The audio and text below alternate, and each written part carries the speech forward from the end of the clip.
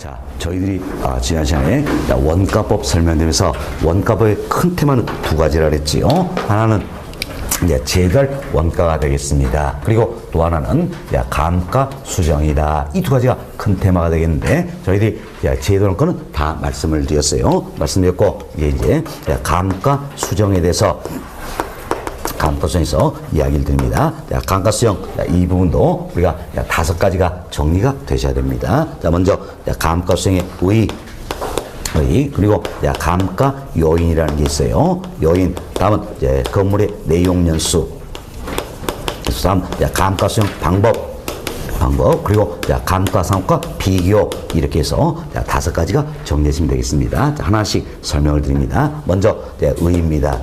자, 보세요. 이제 우리 이런 설명됐죠? 자, 제달 원가를 먼저 구한다 했어요. 그럼 제달 원가는 어느 시점을 기준으로 구했습니까? 기준 시점을 기준으로 했다. 그래서 기준점의 편적인 신축 원가다라는 이야기예요. 따라서 신축 시점부터 기준 시점까지 이 건물의 실질적인 가치가 하락한 부분이 있으면 이것은 제달 원가에서 빼줘야 되겠지요.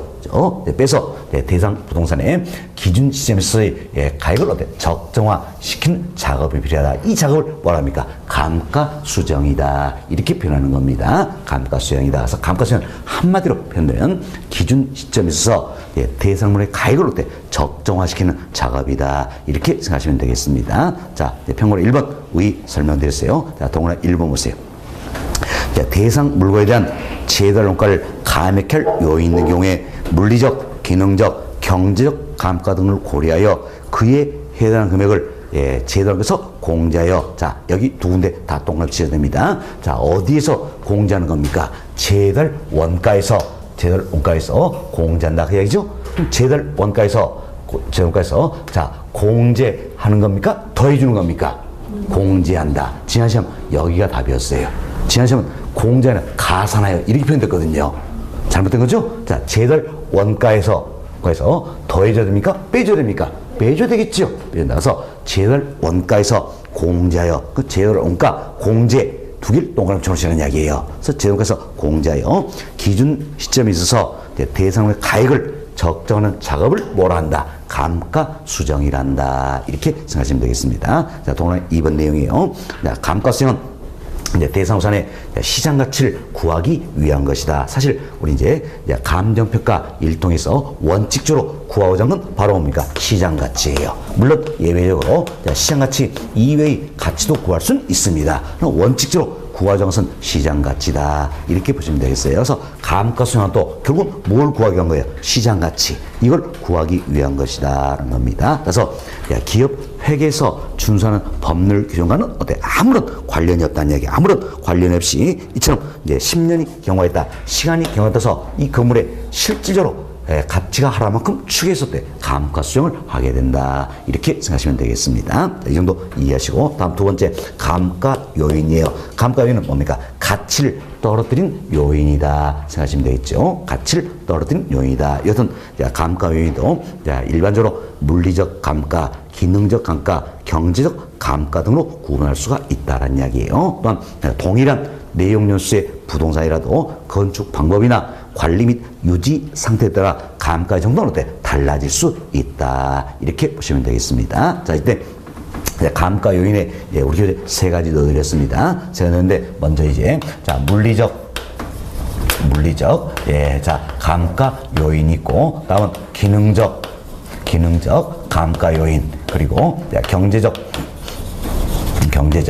감가 요인이 있다라는 겁니다. 자, 이때 감가 요인은 뭡니까? 가치를 떨어뜨린 요인이라고 했어요. 그때 우리가 연습합시다. 먼저 이제 대상우산의 물리적인 상태가 악화되라는 이야기예요. 좀 부동산의 즉 건물의 물리적인 상태가 악화되더라라는 겁니다. 자, 이로 인해서 가치의 손실이 발생할 수 있겠죠. 이때 감가의 대상이 된다. 이게 바로 뭡니까? 물리적 감가다. 이렇게 생각하시면 되겠어요. 물리적 감가다라는 겁니다. 다음은 이제 대상우산 자체적으로 이 건물 자체적으로 제 기능을 다하지 못하더라는 이야기예요. 그럼 제 기능을 다하지 못하더라는 겁니다. 지금 기능의 진부와 이로 인해서 가치의 가치에 손실이 발생하더란 이야기예요. 이때도 감가의 대상이 되겠죠? 이때 적용되는 게 기능적 감가예요. 기능적 감가다. 다음은 대상 부동산은 하등에 관련됐습니다. 관련시 외부 요인과 맞지 않아서 가치에 손실이 발생한다는 겁니다. 이때 적용되는 게 뭡니까? 경제적 감가다. 이렇게 생각하시면 되겠습니다. 경제적 감가다. 자, 그럼 여러분들이 이 개념을 먼저 사례를 통해서 어디에 해당가 구별할 수가 있어야 되겠죠? 자, 먼저 우리 합시다.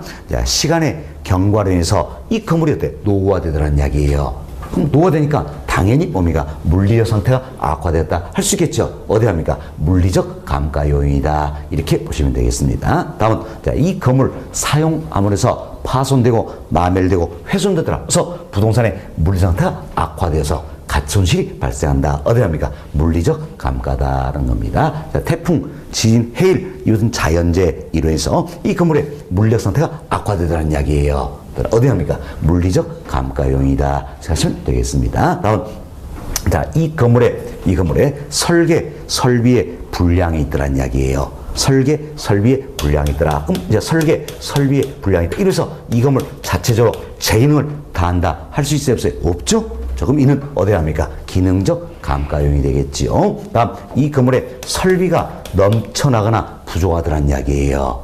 부족하더라. 이래서 이 건물 자체로 재기능을 다한다 할 수 있어요, 없어요? 없죠? 기능적 감가용이 되겠다는 겁니다. 자, 이 건물의 형식이 지나치게 구식화되더란 이야기예요. 이래서 재기능을 다하지 못하겠죠? 어디 합니까? 기능적 감가용이다 생각하시면. 다음은 이 건물과 부지가 어울리지 않는다는 이야기예요. 뭐 이런 경우를 들어볼 수 있겠죠.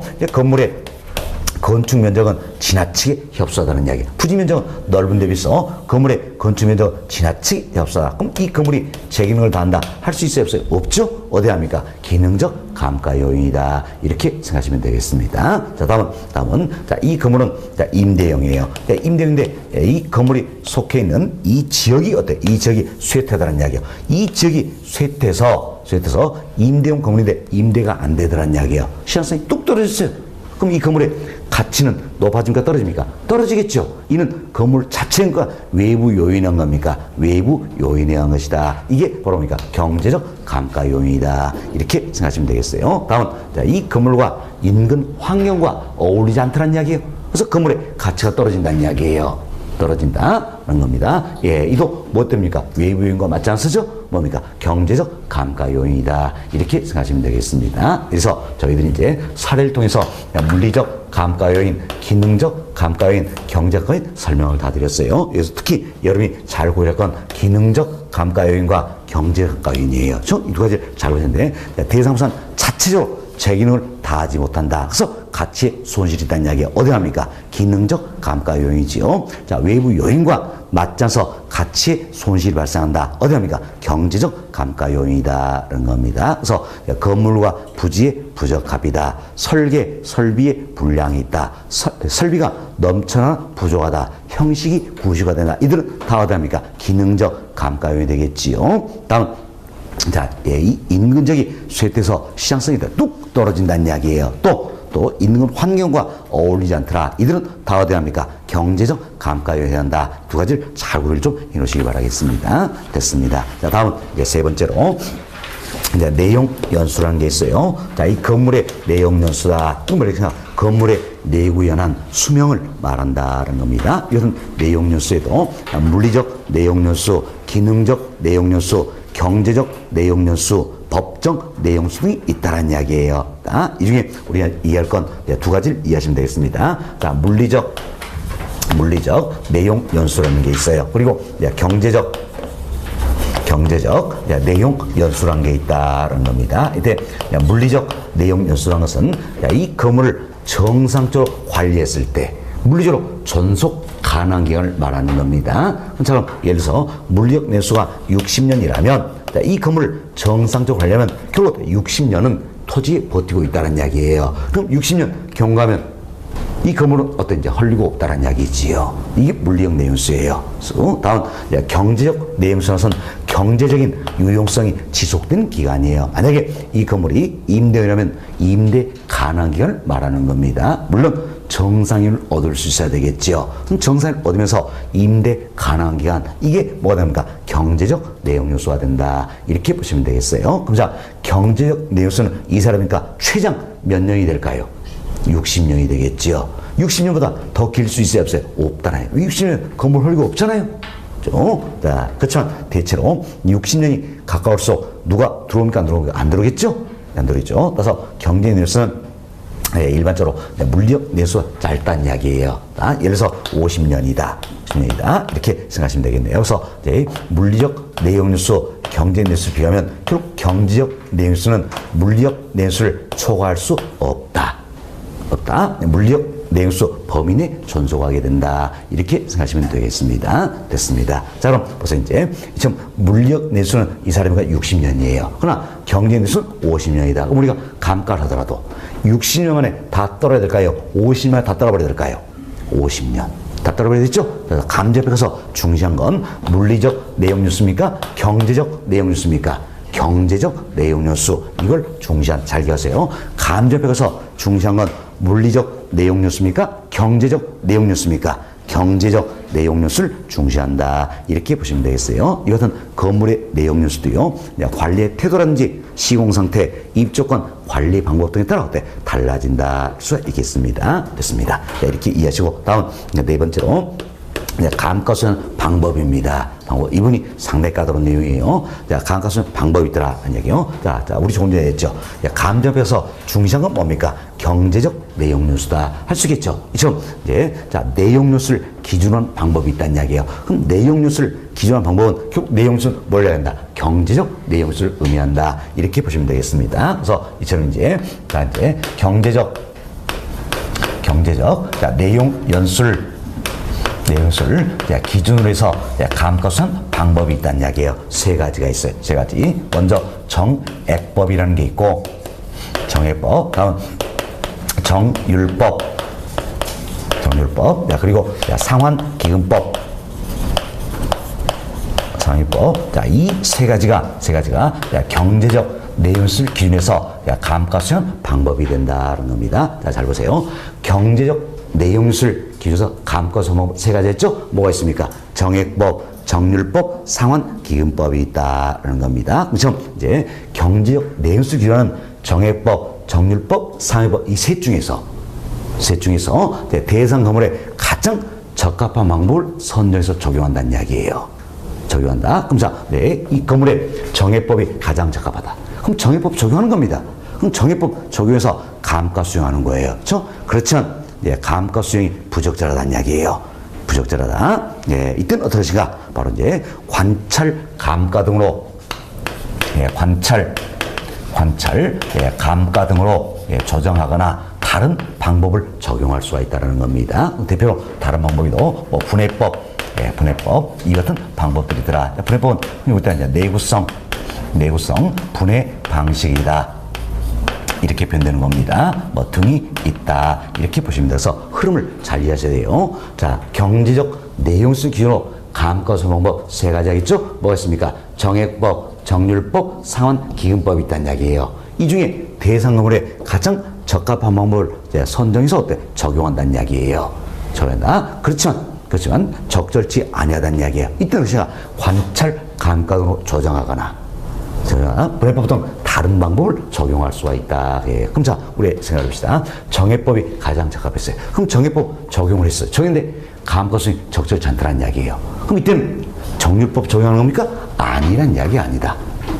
이 중에 가장 적합한 걸 적용하고 적절치 않으면 바로 뭘로 합니까? 관찰 감가도 조정하거나 다른 방법을 적용할 수가 있다. 이렇게 생각하시면 되겠습니다. 자, 이때 관찰 감가법이라고 했어요. 관찰 감가법은 평가사가 직접 관찰해서 감가율을 찾아내는 방법이에요. 그럼 평가사가 직접 관찰할 아주 세부적으로 세밀하게 관찰수도 할 수 있겠지요. 장점이 있어요. 그렇지만 평가서 때 주관이 지나치게 개입될 수 있다. 그래서 관찰 감가다. 이거는 지나치게 주관적이다. 이 같은 단점이 있다는 이야기예요. 단점이 있다. 다음은 분해법이라는 게 있어요. 분해법은 말 그대로 분해한다는 이야기예요. 그럼 뭘 분해시까?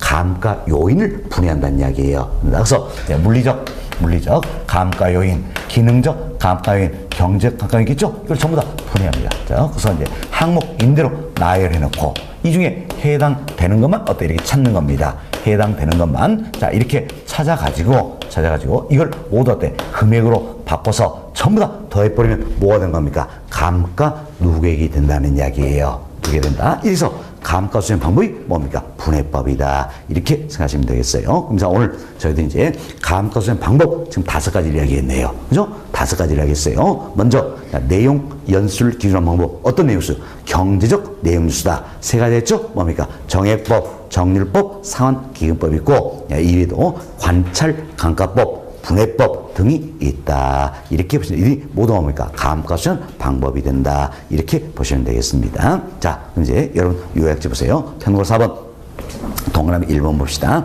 경제적 내용수를 기준한 정액법, 정률법, 상환기금법 중에서 대상업에 가장 적합한 방법을 적용해야 한다. 이때는 감가수정이 적절하지 아니한 경우에는 물리적, 기능적, 경제적 감가를 고려하여 관찰 감가도로 조정하거나 다른 방법에 따라 감가 수정할 수 있다라는 겁니다. 그래서 우리가 다른 방법 중에 지금 오늘 하나 이야기한 건 뭡니까? 분해법. 이걸 이야기 드린 거예요. 그래서 감정표가 실무기준 여기도 이렇게 나와 있다는 이야기예요. 자, 보시면 되겠어요. 자, 동그라 2번 관찰 감가법, 동그라 3번 분해법 읽어보시면 되겠습니다. 동그라 4번 같은 부동산 평가에서의 감가 수정할 때도 구체 내용은 감가 수정 방법에 따라 서로 달라진다 할 수 있겠지요. 됐습니다. 자, 그리고 평가로 5번 내용이에요. 평가로 5번은 이제 경제적 내용수를 기준으로 감가 수정 방법. 여기서 조금 더 설명 내용이에요. 자, 우리 설명드렸죠. 경제적 내용수를 기준으로 감가 수정 방법은 뭐가 있습니까? 정액법, 정률법, 상환기금법이 있다는 겁니다. 이때 정액법에서는 말 그대로 보세요. 정액이라고 했어요. 액이 일정하다는 이야기예요. 액이 일정하다. 그래서 정액법은 매년에 감가액이 일정한 방법이다. 이렇게 보시면 되겠어요. 매년에 감가액이 일정한 방법이다라는 겁니다. 다음에 정율법이라는 게 있어요. 정율법은 율이 일정하다는 이야기예요. 그래서 매년에 감가 율이 어때 일정한 방법이다라는 겁니다. 그럼 우리가 정액법, 정률법 이 2가지만 비교를 해보자는 이야기예요. 이 2가지만 비교를 하는 데 있어서 어떤 매년마다 1,000만 원씩 감가하겠다. 뭐가 된 겁니까? 정액법. 매년마다 5%씩 감가하겠다. 뭡니까? 정률법. 이렇게 생각하시면 되겠지요. 다음 정률법은 매년에 감가율이 일정하다 그랬어요. 지금 매년에 감가율이 일정하다 보니까 매년에 감가액은 어때? 달라지겠지요. 그럼 매년에 감가액은 어떻습니까? 잔존가치 높은 첫 해가 가장 크다는 이야기예요. 가장 크다. 그리고 해가 갈수록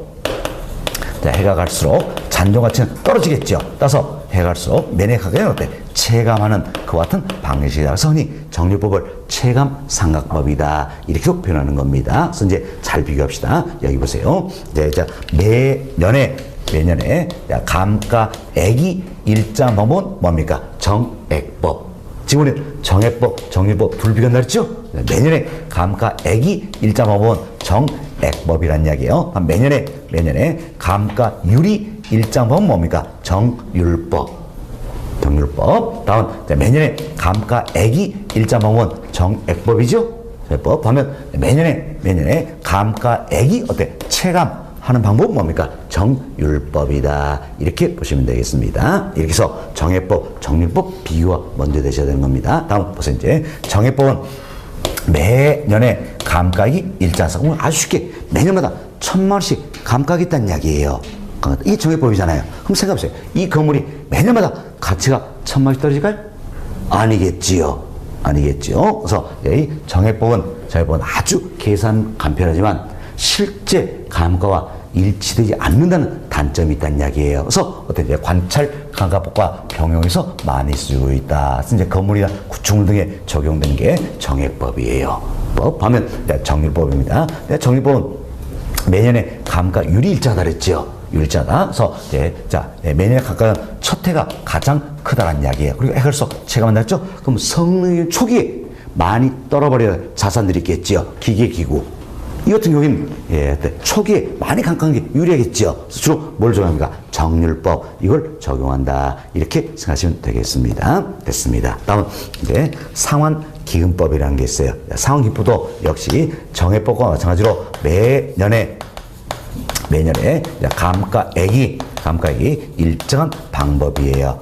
그러나 여기는 매년에 감가액에는 어때? 차이가 있다는 이야기예요. 근데 이건 이런 내용입니다.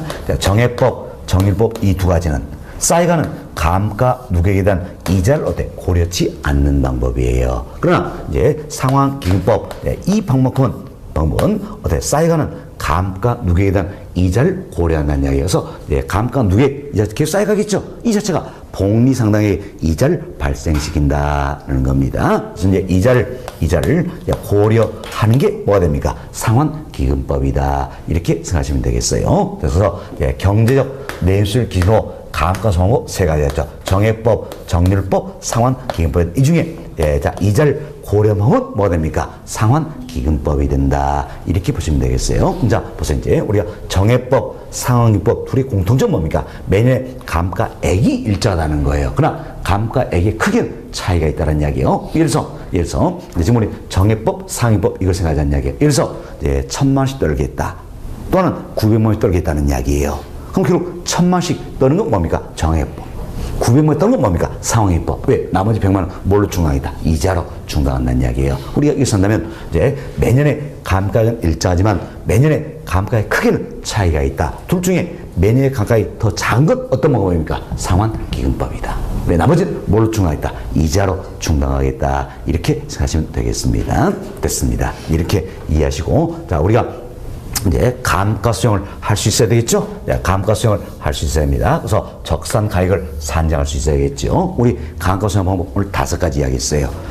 경제적 내수 기준한 방법, 정액, 정률, 상위법 3가지가 있죠. 또 관찰가법, 분해법 5가지. 5가지인데 나머지 다 포기합니다. 우리 미련 버리고 깨끗이 포기하고 이 중에 계산이 가장 간편하다고 생각되는 정액법. 이걸 계산 문제 대비를 한다는 겁니다. 계산 대비한다. 그럼 자, 정액법에서는 어떻게 감가수용할 것인가? 먼저, 자, 보세요.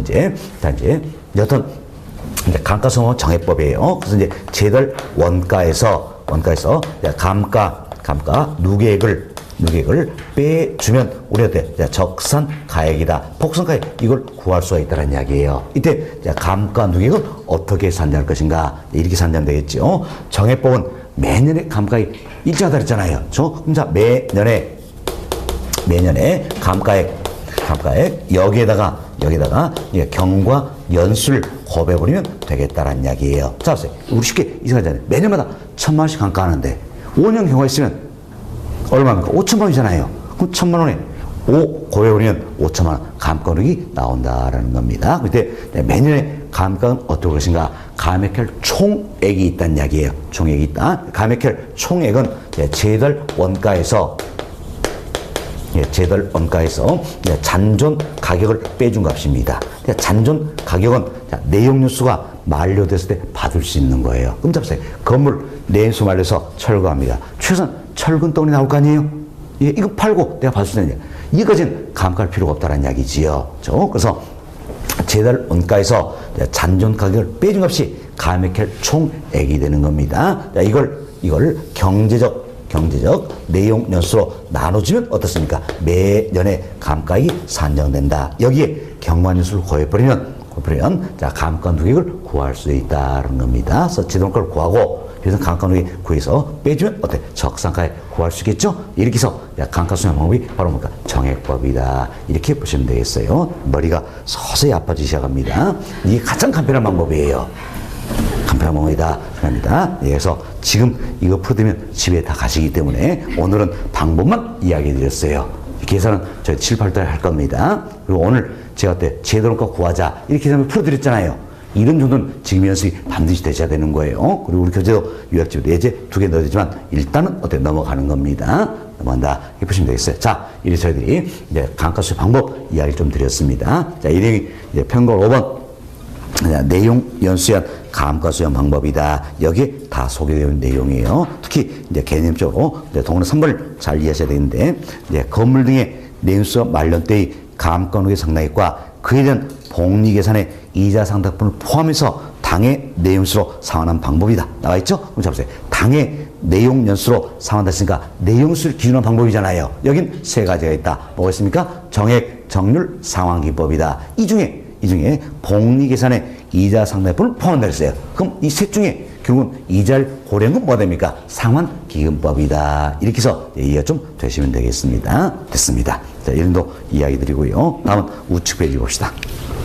자, 우측 베이션. 자, 평가 6번. 자, 감가수형과 감가상각의 비교다. 이분이 소개되고 있어요. 네, 박스 보세요. 박스 보시면, 네, 먼저 감가수형입니다. 자, 감가수형은 당연히 감정평가상 용어가 되겠지요. 입에서 감가상각은 회계상 용어다 할 수 있겠지요. 다음, 감가수형의 목적은 어떤 겁니까? 기준 시점에 있어서 대상물의 가액을 때 적정한 데 목적이 있겠죠? 그렇지만 회계상 용어인 감가상각은 비용 배분한지 자본의 수 여기에 목적이 있다는 겁니다. 다음, 감가수형은 어디서 하는 겁니까? 제달 원가에서 감가 수령한다 할 수 있겠지요. 그럼 내용수는 뭘 중시합니까? 경제적 내용수를 중시한다. 그래서 우리가 경제적 내용수를 기준으로 감가수령 방법들이 나오게 된다는 이야기예요. 이래서 감가상각이라는 것은 취득 가격을 기준하는 겁니다. 그리고 법정 내용수를 중시한다. 이것은 차이점이 있다는 이야기. 다음, 감가수령 여기서는 동일한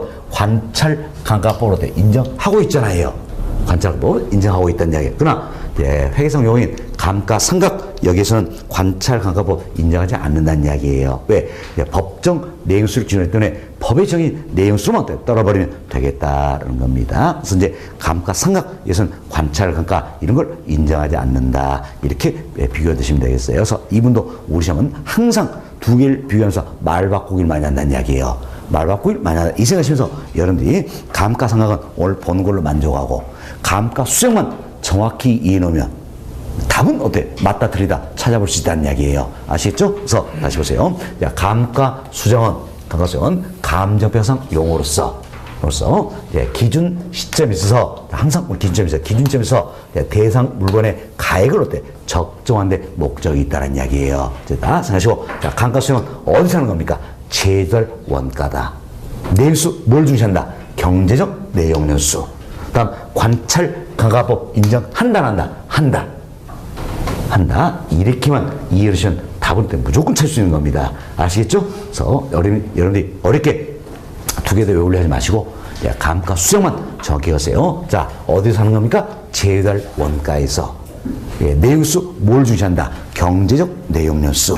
다음 관찰 감가법 인정한다 안 한다. 이렇게 생각하시면 되겠습니다. 자, 여기까지 말씀드리면 감가수형 이분도 정리가 다 되었어요. 그래서 저희 원가법의 큰 테마를 할 수 있는 두 가지 제달 원가 감가수형 정리가 다 되었다 생각하시고 이것은 제달 원가에서 감액회를 몇 있으면 빼주겠다. 그래서 감가수형 과정에서 우리가 적산 가액을 구해내는 게 원가법이다. 이렇게 생각하시면 되겠습니다. 다음 원가법의 장단점 살펴봅시다. 먼저 건물, 구축물, 기계장치는 재생산이 가능한 삼각자산에 유용하다. 이처럼 재생산이 가능한 삼각자산에 주로 적용하는 게 뭡니까? 원가법.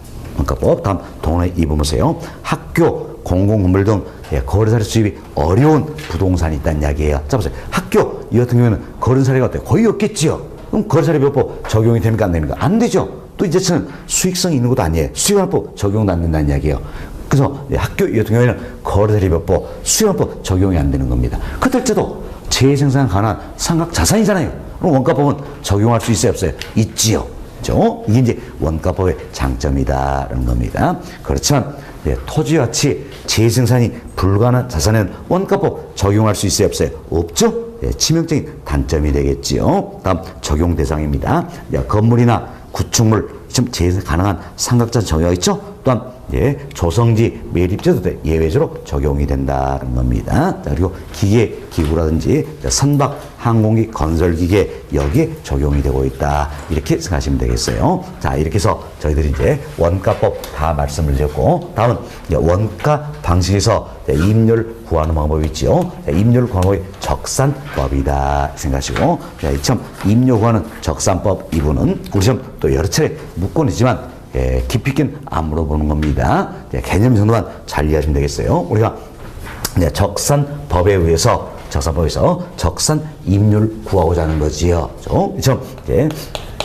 적산법 여기에서 적산 임률을 구하고자 한다. 그럼 적산 임률을 해서 기초가 되는 가액이 있다는 이야기. 이게 기초 가액입니다. 여기에 기대 이율을 곱해 준다는 이야기예요. 기대 이율 곱해 준다. 그래서 기초 가액의 기대 이율을 곱한 이 금액이 바로 뭡니까? 기대 수익이다. 이렇게 표현되고 있는 겁니다. 여기에 이제 필요 재경비. 자, 이걸 더해서 임률 산정하겠다. 이때 산정된 임률 적산 임료다. 이렇게 표현하는 겁니다. 자, 그럼 이건 여러분이 이원리를 한번 생각해 보세요. 내가 50억을 가지고 있어요. 그럼 50억 가지고 있는데 이 50억 가지고 1년 동안 정기금에 가입할 수도 있고 임대할 수도 있잖아요. 조금 내가 임대를 하기 위해서는 최소한 정기금 가입했을 때 이자만큼 나와야 될 거 아니에요. 저 밑에 50억이 쉽겠다. 기초가액이라는 이야기예요. 여기에 기대율 고민됐죠? 기대율은 정기금 산정의 기초가 된 이율이라는 이야기예요. 이율이다. 그래서 벌써 이제 기초가액이 50억이다. 그리고 기대율이 3%라면 자 50억에 3% 곱해준 얼마 됩니까? 1억 5천이잖아요. 15억이요? 1억 5천이죠? 1억 5천. 그럼 1억 5천만큼은 내가 정기 갔을 때 이자로 받을 수 있는 거라는 이야기예요. 그럼 이것만큼은 내 임대 받아도 호점이 들어야 될 거 아니에요? 그래 임대로 하겠지요. 이 원리예요. 그러나 벌써 이제 1억 5천 받아가지고 임대 받으면서 여러 경비를 쓰니까 이 경비를 써버린다는 이야기예요. 그럼 1억 5천에서 이 경비를 써버리면 차라리 때 정기인 가입해서 이자 받는 게 낫겠지요. 그래서 임대 소된 여러 경비 필요 재경비는 어떻습니까? 임차부터 받아서 써야 된다는 이야기예요. 그러니까 1억 5천 이분이 어때? 임대인 호점이 들어가겠죠. 그럼 결국 필요 재경비다. 이분은 누가 부담하는 거예요? 임차인이 부담하는 거예요. 임차인이 부담할 때는 임대료에 포함이 돼야 되겠죠? 그럼 필요 재경비는 더해줍니까? 빼줍니까? 더해준다. 그래서 이제 임대료에 포함된 거죠. 결국 임대인은 임차인으로부터 필요 재경비를 받아서 때 쓰는 개념이다. 이렇게 생각하시면 되겠어요. 그래서 여러분들이 적산법은 이 개념만 잘 이해하시면 되겠습니다. 자, 이제 적산법에서 적산이 어떻게 한다? 기초 가액에 뭘 곱해줍니까? 기대 이율. 우리 시험은 종료도 여기에 괄호 쳐서 괄호 쳐놓고 들어가면 옳게 나열된 것은 이런 거 물어보는 거예요. 그래서 개념만 잘 이해하시면 되겠어요. 자, 적산법에서 적산이면 어떻게 한다? 기초 가액이 있다는 이야기예요. 여기에 뭘 곱해준 겁니까? 기대 이율. 그리고 필요 재경비는 더해준다, 빼준다. 더해준다. 두 가지 조심하세요. 자, 이제 기초 가액에 뭘 곱해준가? 기대 이율. 다음은 필요 재경비는 더해줍니까? 빼줍니까? 더해준다. 이 두 가지를 조심을 하시면 되겠습니다. 됐습니다. 자, 그래서 지문 한번 봅시다. 적산법이란 대상 물건의 기초 가액에 기대율을 곱하여 산정된 기대 수익에 나와 있죠? 그럼 결국은 기초 가액에 기대 이율을 곱해서 산정된. 그럼 이 사람 같은 경우는 50억에 3억에 1억 5천이잖아요. 이게 결국 뭡니까? 기대 수익이 되는 것이다. 이렇게 보시면 되겠습니다. 자, 여기에 대상 물건을 계속하여 임대하는데 필요한 경비, 이게 뭡니까? 필요 재경비가 되겠지요. 이걸 어때? 더하여 나와 있죠? 필요비를 더해준다는 이야기예요. 더하여 대상물의 임대를 산정 평가 방법을 말한다. 이 적산법이죠. 적산법에 따라 산정된 임대를 어때? 적산 임료라 한다. 이렇게 보시고, 자, 우리 시험은 이걸 때 지문으로 또 출제하면서 이렇게도 출제를 많이 했습니다. 잘 들어보세요. 적산법이란 대상 물건의 기초 가액에 기대 이율을 곱하여 산정된 기대 수익에 사정 보정 등을 가하여 대상 물건의 임대를 산정 평가 방법을 말한다. OX. X. 잘못됐죠? 사정 보정 등을 가는 겁니까? 아니잖아요. 사정 보정하는 게 아니라 뭡니까? 필요 재경비를 더해주는 거잖아요. 이런 식으로 지문이 나온다는 이야기예요. 아시겠죠? 그래서 이제 여러분이 공식만 잘 생각하시면 되겠어요. 자, 적산법에서 적산이면 어떻게 합니까? 기초 가액에 뭘 곱해준다? 기대이율. 그리고 여기에 필요 재경비는 더해줍니까? 빼줍니까? 더해준다. 그래서 임료를 산정해야 돼. 이때 산정된 임료가 적산 임료다. 이렇게 생각하시면 되겠어요. 이것만 잘 이해하시면 되겠습니다. 자, 이렇게 해서 저희는 이제 비용성의 원래 기초는 평가 방식인 원가 방식에서 가격, 즉 가액을 산정하는 원가법, 임료, 임대를 산정하는 적산법 다 말씀드렸어요. 여기까지가 우리 교재 2절이다 생각하시고 잠시 쉬었다가 다음 시간에는 3절 비교 방식 설명해 드리도록 하겠습니다. 10분 쉬었답니다.